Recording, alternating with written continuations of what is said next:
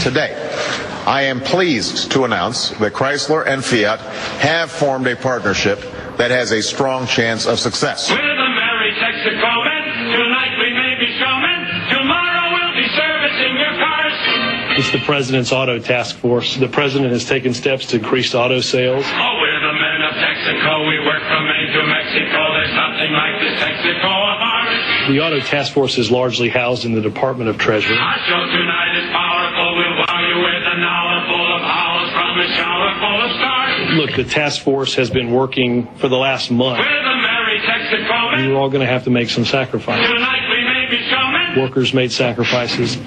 Ownership made sacrifices. Tomorrow we'll be servicing your cars. We will succeed not only with Chrysler, we will not only see our American auto industry rise again, but we will rebuild our entire economy.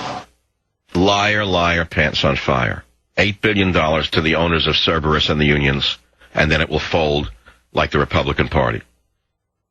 Do you know anyone who's ever bought a Fiat because of its superior engineering? I don't. $8 billion more to the owners of Chrysler. And remember that the owners of Chrysler is Cerberus Capital Management Group. And who heads the Cerberus Capital Management Group?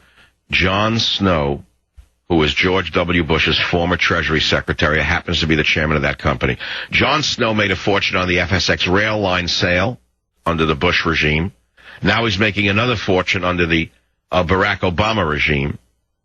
And they're forcing Chrysler to merge with Fiat because of the technology of Fiat? Sure. It's not that Chrysler didn't make excellent cars. They did. Over the years, Chrysler was destroyed by greedy unions and overzealous environmental regulators until it was no longer able to survive. And now that they're in a position of weakness, on the verge of death as a corporation, Obama comes in and says, I'm going to save you with $8 billion. But he's not really saving them. He's buying out the unions, paying off the unions, because that's part of the constituency of the pharaoh who's running America.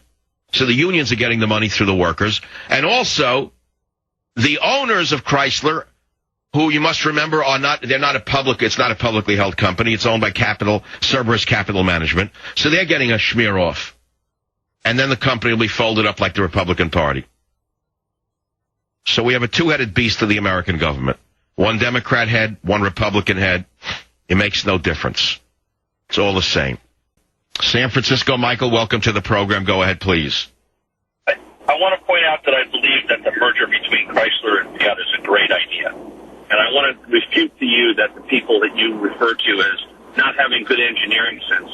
Fiat is the ninth largest car company in the world, and Fiat's history in their car group between Fiat, Alfa Romeo, and they also own and control Maserati, Lamborghini, and Ferrari. But do you know anybody who actually wants to drive a Fiat in America? Designs, all of the... Well, you're not hearing. You're only sending because you work for them. But do you know anyone who wants to drive a Fiat in America? Actually, Fiats are some of the best-selling and best-made cars in the world now, but you don't That's correct, because there's no opposition to buying. They're very cheap. They're cheap, small box cars where they are sold. There's almost no competition. But you and I both know that Chrysler engineering is superior to that of Fiat. You could never compare a Fiat engine to a Chrysler engine. There's no comparison. The Chrysler engine is far superior. If you travel in Europe and you see the fine quality... I don't live in Europe. I live in America. I happen to know that the Chrysler Hemi engine is the state of the art. It's highly coveted. Engineers know it's a better engine than any Fiat engine. It's just that you're repeating the government line, that suddenly Fiat's a great brand. You know there's much more involved in this than just Fiat Chrysler. You know it's about bailing out the owners of Cerberus Management Capital. Why don't you talk about that? Where's the $8 billion going? How come the government won't disclose where the $8 billion is going, Fred? I'm refuting is your statement that Fiat quality of engineering and design is poor. And that's I don't know anyone who wants to drive a Fiat, do you? Oh, lots of people. Not in America. How come we don't see many of them in America? I'll tell you what. You're going to see when Fiat comes and starts building... Of course you're going to see them, because the government is going to force them down our throats by subsidizing the Fiat company through this reverse takeover of Chrysler. We're going to see a lot of Fiats. That still does not make it a superior car. When you start to see Fiat and Alfa Romeo... Moreover, Maserati is a piece of garbage. It is one of the worst cars ever built. So don't hold that up as a model to me.